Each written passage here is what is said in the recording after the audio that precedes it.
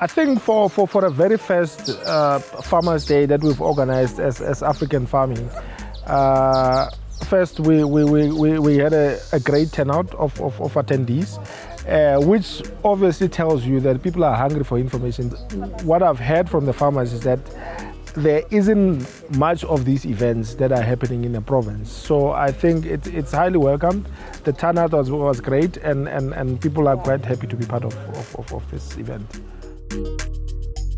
Biosecurity means that you've got to protect your farm. It's your duty to protect your animals from getting any diseases. And I gave a brief synopsis of what are the dangers. So first of all, your fences should be intact. And then the last thing is you should think. Anything you do can cause a disaster. Bringing in animals that are infected with brucellosis, with ticks, with worms, but also other diseases. Beware, beware. Your animals should have been vaccinated. Okay, the message that stood out for me is Dr. Malan's message.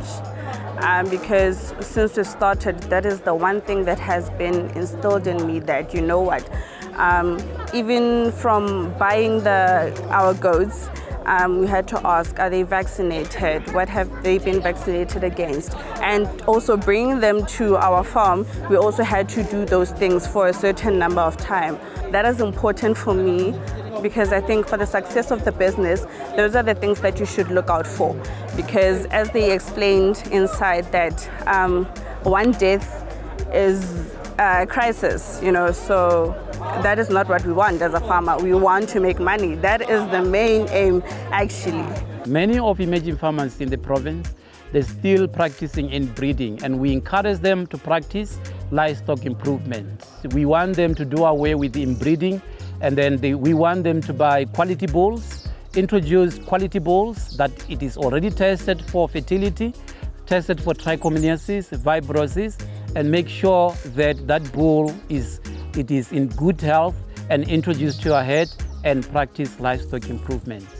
The key messages that stood out for me was one from FF Malan about animal health and also controlling diseases at our farms and everything, that stood out for me, as well as by Mr. Squatla Kwatla, that one was brilliant, because that's where we learned about selecting good quality breeds, not only for cattle but as well as sheep, goats and pigs, or whatever you want to farm with. My message to the farmers was basically to purchase the right animals from the start, to purchase decent animals. The problem is with the emerging farmers, what's happening is they getting the wrong information on how to purchase bulls. They're not purchasing the right animals from the start. I'm concentrating on bulls because that's where it starts. You need a decent bull to produce decent weaners at the farm. We received a lot of rain, and that is good news. But the advantages of it is our cattle, livestock in general, they're in good condition. And then that alone, it means that the grass is this tall, and then being this tall, there is a lot of tick infestation, flies, tsetse flies and all that. And that alone, it means our cattle are highly infested by ticks, and as a result, diseases of lumpy skin, Rift Valley fever, anytime they can erupt. Farmers must never forget to inoculate their livestock on time. And then the grass as well, because it's this tall, then when it is winter starting, it's going to lose the nutrients, and there will no longer be sufficient food on the grass. Farmers this year, they will be forced to buy the supplement as early as end of March and start supplementing their cattle with transitional lick and thereafter winter lick. My message would be the farmers should always go out and attend such events. It doesn't have to be just our events, but they must be part of the Farmers' Days, because that's where they're going to get the information from.